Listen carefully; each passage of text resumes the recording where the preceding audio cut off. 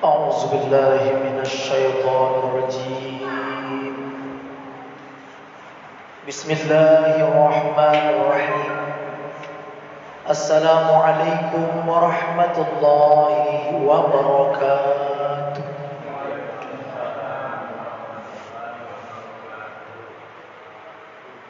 Alhamdulillah. Alhamdulillah nasta'inuhu wa nastaghfiruhu wa na'udzu billahi min sururi anfusina wa min sayyiati a'malina. May yahdihillahu fala mudilla lahu wa may yudlilhu fala hadiya lahu. Asyhadu an la ilaha illallah wahdahu la syarika lahu wa asyhadu anna Muhammadan 'abduhu wa rasuluhu la nabiyya ba'dahu. Allahumma salli wa sallim ala sayyidina Muhammad wa ala ali sayyidina Muhammad wa radiyallahu tabaraka wa ta'ala an kulli sahabati Rasulillahi ajma'in, amma ba'du. Rabbi israh li sadri wa yassir li amri wahlul 'uqdatam min lisani yafqahu qawli ya arhamar rahimin.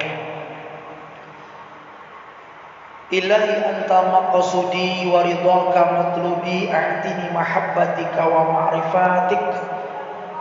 Subhanallah walhamdulillah wa la ilaha illallah wallahu akbar wa la hawla wa la quwwata illa billahil aliyyil azim.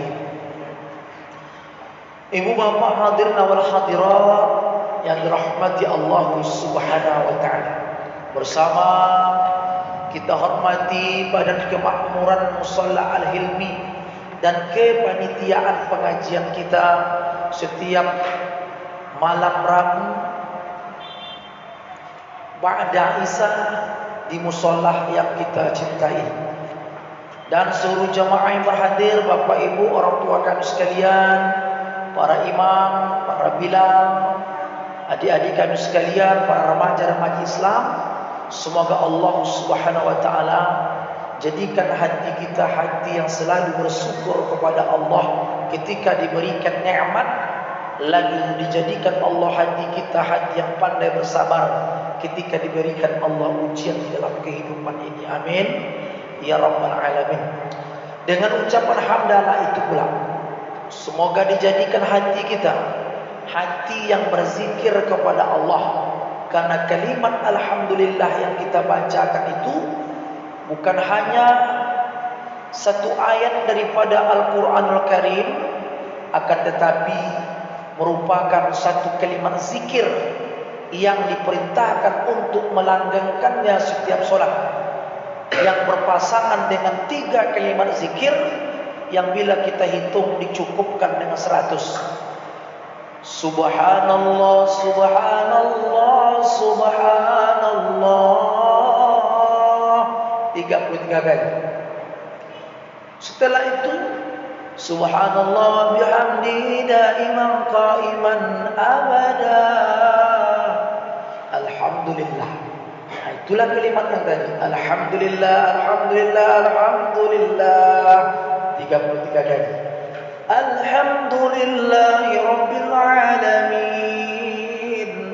ala kulli halin wa fi kulli halin wa ni'mah Allahu akbar 33 kali, 99. Maka ditutuplah kalimat itu dengan Allahu akbar kabira walhamdulillahi katsira wa subhanallahi bukratan wa asila. La ilaha illallah wahdahu la syarika lah, lahul mulku wa lahul hamdu yuhyi wa yumitu wa huwa ala kulli syai'in qadir. 100 genap. Maka ada kalimat alhamdulillah, bukan hanya kalimat zikir, tapi merupakan satu ayat yang termasuk ke dalam surah Al-Fatihah yang kita baca tak pernah tinggal dalam salat. Bismillahirrahmanirrahim. Alhamdulillahi Rabbil Alamin. 4 rakaat kita baca, 4 kali kita mengatakan Alhamdulillahi Rabbil Alamin. Begitulah indahnya kalimat hamdalah itu. Semoga kalimat pujian kepada Allah ini, termasuk zikir yang kita kaji yang lalu itu, zikir thariqat, zikir orang hakikat, zikir orang makrifat. Kalau zikir syariat kita katakan lewat lidah, karena lidah itulah yang mengucapkan dan tempat istana zikir itu. La ilaha illallah. Bila kita ucapkan zikir di hati, maka orang-orang thariqat menyampaikan zikirnya adalah Allah, Allah, Allah. Kalau zikirnya itu merupakan zikir hakikat, kita akan berkata Allahu, Allah. Kalau zikir itu zikirnya nafas, kita hanya berkata dalam hati hu, nafas saja hu. Nah, kalau tak ada 4 zikir lagi, berarti awak sudah apa, Pak? Sudah mati. Habislah. Kenapa? Karena turun naiknya nafas ini Allahu. Naik nafas, tarik nafas, itu namanya nafas. Kalau turun nafas, itu namanya anfas. Pagi, petang, malam, siang dikaruniakan Allah Subhanahu wa taala. Apapun profesi kita, nafas yang turun naik ini tak lain dan tak bukan adalah karunia Allah yang diberikan kepada kita. Dengan demikian kita diperintahkan dan meyakini bahwa Allah lebih dekat kepada kita melebihi urat leher kita. Kenapa? Kalau nafas ini berhenti, maka padamlah. Sejatinya nafas yang turun naik, nafas yang keluar masuk ini adalah kesempatan yang hilang setiap saat bila tak kita gunakan baik. Kenapa? Ada malaikat Pak yang menghitung ini. Berapa nafas target itu? Apakah 1 triliun? Apakah 100 juta? Bila masa itu sampai, berhenti nafasnya habis tadi. Bahkan ada malaikat yang menghitung titik air hujan pun itu. Berapa hujan yang harus turun hari ini? 1000 titik, berhentikan, dia akan pindahkan ke kampung lain. Ada malaikat. Apalagi turun nafas naik ini, nafas kita nih. Nah, sesuai dengan jatah umur itu jugalah yang diberikan Allah. Kalau sadarlah orang ini Pak, dalam hidup dunia ini, apa yang dia cari? Semua sudah bertakar, rezeki pun tak akan bertukar karena semua sudah ditakar. Umur pun tak akan bertambah karena semua ada bagian dan takdir masing-masing. Nah, orang sibuk menentukan kerja Allah, tapi lupa dengan kerja dia. Kerja Allah memberikan rezeki. Kerja kita berusaha dan berdoa. Kita disuruh berusaha menadahkan tangan. Ada usahanya masing-masing, doa jangan lupa. Tetapi urusan hasil biar Allah yang turun tangan. Itu istilah turun tangan ini Pak, bukan Allah turun tangan. Tetapi Allah itu berkuasa untuk menentukan. Kenapa? Kita ini kan produk dia. Nafas dia yang atur. Denyut nadi kita dia tahu berapa hitungannya. Degup jantung kita berapa detik per waktu Allah tahu. Kalau begitu Allah lebih tahu lagi bagaimana masa depan kita di dunia, ataukah berakhir pada saat sakaratul maut, atau sampai pada masa di akhirat. Itulah sebabnya setaat manapun kita di alam dunia ini, itu tidak pernah memuliakan Allah Subhanahu wa taala. Sejahat manapun manusia di dunia ini, tidak akan pernah melemahkan kedudukan Allah. Kalau begitu, siapa yang beruntung dalam semua ini? Allah tidak ambil untung dan dia tidak pernah dirugikan. Maka kita manusia inilah seharusnya mempersiapkan bekal, karena Allah punya hak untuk menghukum kita dan punya hak pula untuk masukkan kita ke surga. Kenapa? Karena ini punya dia, titipan dia, termasuk diri kita nih. Diri kita ini cermin Allah untuk melihat diri dia, cermin Allah untuk melihat afal dia. Orang bukan ini, dia semua bagi ini kan. Kita nak meyakini bahwa Allah itu kuasa, diletakkannya kepada kita tulang. Supaya kita sadar, oh dengan tulanglah aku ruku bangkit sujud ni, bukan kuasa kita ni. Maka kita berani mengatakan la haula wala quwata illa billah. Kalau Allah lemahkan ni pak lumpuh dah. Tak dapat lagi. Itulah kenapa tak bisa sombong dengan kekuatan yang ada. Sadar atau tidaknya kita, sadar atau tidak, semakin bertambah usia, bertambah umur, semakin lemah tangan menggenggam. Untuk apa lemah ni? Tak sekuat tenaga di muda-muda. Allah nak mengajarkan kita bahawa semakin lemah kita menggenggam dunia, supaya terpaut kuat hati awak di akhirat. Disadari atau tidak, makin lama makin kaburlah mata awak. Untuk apa? Allah nak mendidik kita supaya mata ini kabur, tapi mata hati kita kepada akhirat tetap terang.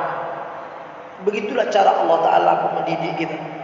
Disadari atau tidak, lambat laun hati kita ini hendak aja sensitif kepada hal-hal cakap ini, kalimat ini, ungkapan ini. Untuk apa? Supaya mengingatkan kita oleh Allah agar hati kita ini biar terjun kepada Allah Ta'ala saja. Karena bergantung kepada makhluk sering mengecewakan. Tapi ketika dia ingat kepada Allah, sinilah tempat kembali sebaik-baiknya. Maka tidaklah disibukkan kita fana dengan dunia ini. Akhirnya pagi, petang, malam, siang, masing-masing kita ini mesti sibuk. Ada yang sibuk pikiran, ada yang sibuk hati, ada yang sibuk jasad. Ada orang yang sibuk jasadnya, tangannya, matanya, telinganya, kakinya sibuk, tapi tak dapat pula dia untuk bisa berdiri, rukuk, sujud 5 kali sehari. Kenapa? Karena jasad dia terlalu sibuk pak dengan hal-hal lain. Mendodos bisa, kerja pabrik bisa, kerja tugas dia bisa, takut kepada atasan, tapi tak takut kepada Tuhan. Ketinggalan 5 menit, siap komandan. Tapi ketika ketinggalan sembahyang setengah jam, kita tak merasa takut. Itu contoh. Itulah makanya kita diingatkan tentang diri kita sendiri, supaya tak disibukkan jasad ini dengan sesuatu yang jauh dari syariat. Yang kedua, ada orang sibuk fikiran, tak berhenti pekerjaan ini, objek aku ini, objek ini ditentukan juga, ini ditentukan. Takkan kita diam saja. Artinya jangan sempat pikiran kita disibukkan ini. Tak ada waktu awak berfikir untuk menuntut ilmu. Akhirnya yang paling lama berhenti keluarnya nyawa kita nanti adalah ilmu dan hayat. Coba lihat sifat 20 balik ya. Qudrat, iradat, ilmu, hayat, sama, basar, kalam, 7 ma'ani. Tanpa tengok ma'ani, ada ma'nawiyah. Qudrat akan diambil melemah kita.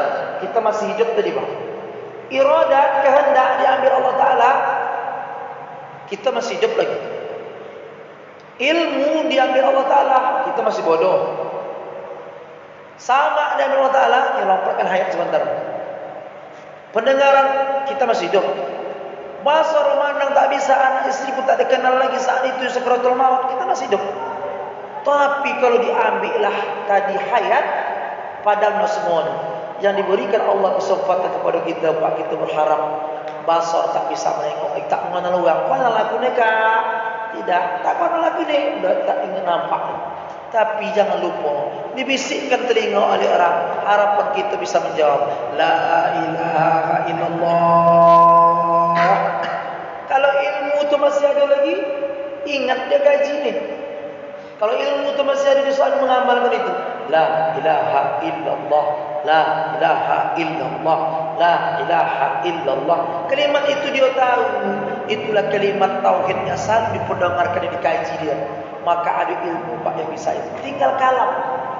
Ketika disambut oleh ilmu tadi tahu di kisah Allah, dia pun berkata la ilaha illallah. Kalau nak dicabut hayat tadi pak, hayat. Tapi kalau dah hayat dicabut, berupa nyawa dititipkan Allah, padamlah itu semua. Nah, sebab itulah diisi dalam kitab Minhajus Salik ila Asrafil Masalik yang disebut oleh Syekh Ali Al-Marsofi. Kita masukkan kembali tentang kajian tasawuf, manfaat fadilah zikir yang 35 banyak itu.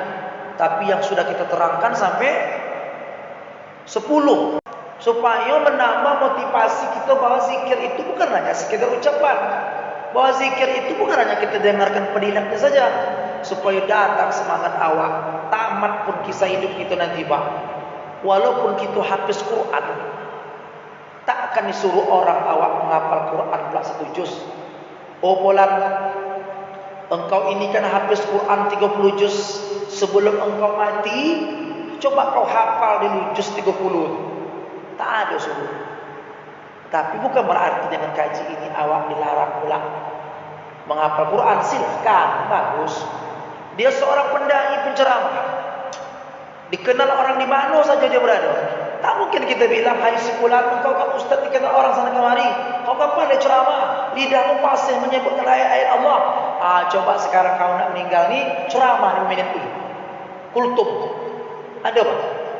Tak ada. Hai sekolah, kau kan seorang qori, bahkan bukan hanya nasional, internasional. Sebelum engkau mati, coba kau bacakan dulu 1 buah ayat Quran tentang mati dengan lagu nahawan. Tak mungkin tu Pak, tak ada pun nanti. Tak mungkin dia ngaji kullu nafsin za'iqatul maut. Mati.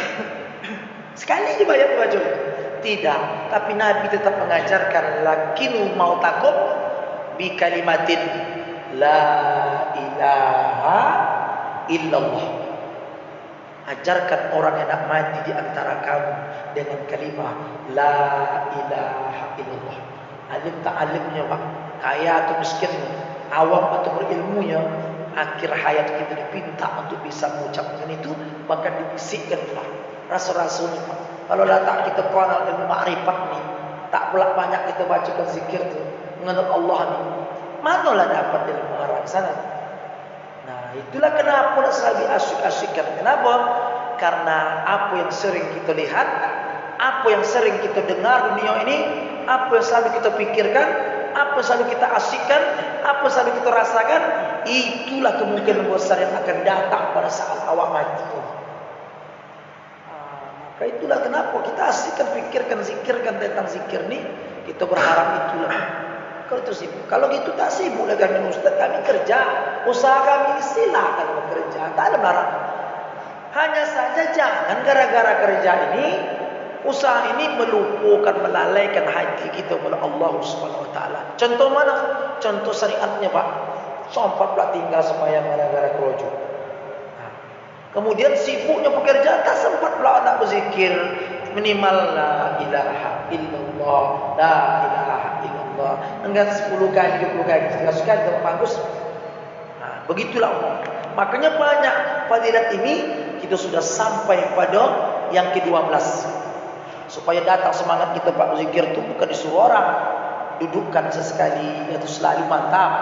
Lepas subuh dudukkan di orang. Apa kalau bahasa lain? Heningkan dia dulu.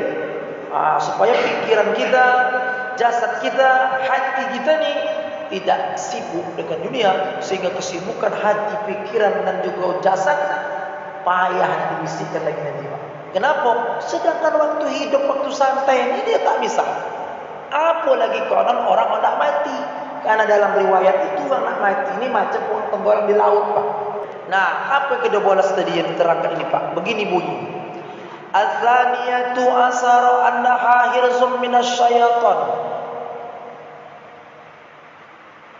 Annaha hirzum minasyaitan. Yang ke-12 bahwa zikir itu memeliharakan daripada syaitan. Kenapa kita diperintahkan untuk berzikir Pak dan berhubungan pula supaya terjaga dari syaitan? Sebab syaitan ini sampai kita nak mati pun nanti dikacau. Setan dan iblis tidak mengambil anak kita. Setan dan iblis tidak mengambil istri dan suami. Setan dan iblis tidak mengambil mobil besar kita, rumah kita besar. Kenapa? Kan dia tahu kalau itu diambil nanti, itu materi dunia, dia akan diambil, bisa dicari balik. Tapi yang kacau oleh iblis ini, bagaimana mengambil iman yang ada dalam hati kita. Kalau ini hancur, maka udah pasti barang dia berhasil. Sampai orang-orang nak mati dicagil-cagil. Polan bin Polan, akulah Tuhan yang kau cari selama hari. Kalau kita sibuk dengan zikrullah, nampak datang dia mengacau. Na'udzubillah.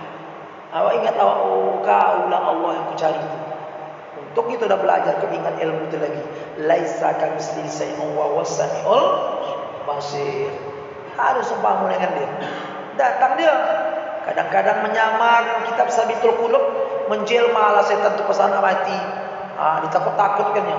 Ini anak kau nak meninggal nih, kalau kau tak aku yang punya Tuhan, nanti anak kau tak selamat. Tak mempan. Datang lagi aku ni ayah kau. Oh nak, kau aku lah dia punya Tuhan. Kalau kau aku ni dia punya Tuhan, keselamatan kau nak.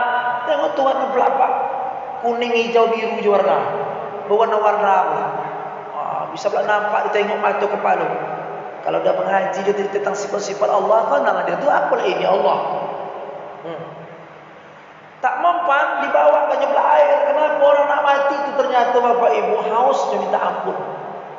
Dikasih air satu laut, tak puas dia. Maki dihitar dia setan ni. Kenapa? Pinal pun kita. Zikir itu tetap dibutuhkan. La ilaha illallah, la ilaha illallah. Datang orang, kau kalau zikir kenapa ribut-ribut dia? La ilaha illallah, la ilaha illallah. Makin ribut, makin kuat. Bukan Allah terpokak, kata dia bilang. Dijawab, bukan Allah tu tuli, hati kita ni tuli. Dikuatkan begitu pun mengantuk orang. Dikuatkan begitu pun lama sah. Kadang-kadang tak pandang untuk ngeremnya lagi. La ilaha illallah, la ilaha illallah. Tak tahu ngeremnya. Dah. Itu wirid begitu. Pula gitu pula. Supaya apa? Supaya paham dengan cara yang kali itu, Pak. Kita hentakkan dia tu sedbari, namanya wukuful qalbi sini berletak. La ilaha illallah, la ilaha illallah. Dipukulkan dua jari di basuh kiri. Ini bukan geleng-geleng. Kalau geleng-geleng saja kipas angin pandai. Dosa sasar tempatnya tu. Bukan geleng-geleng. La ilaha illallah, la ilaha illallah, bukan. La ilaha illallah, la ilaha illallah. Sekelima Allah tu hunjamkan dalam hati dia, mari pukul terus. La ilaha illallah. Kenapa? Ini kadang-kadang setan tu berbisik di situ, Pak, bisiknya. Kadang dari kalangan iblis, kalangan jin, kalangan manusia. Siapa bisikkannya? Ya mereka. Allazi yuwaswisu fi sudurin nas minal jinnati wan nas. Yang membisikkan kepada dada manusia di dada, Pak. Siapa membisikkannya? Apa dibisikkannya? Yuwaswas, was-was. Dibisikkannya was-was di hati kita.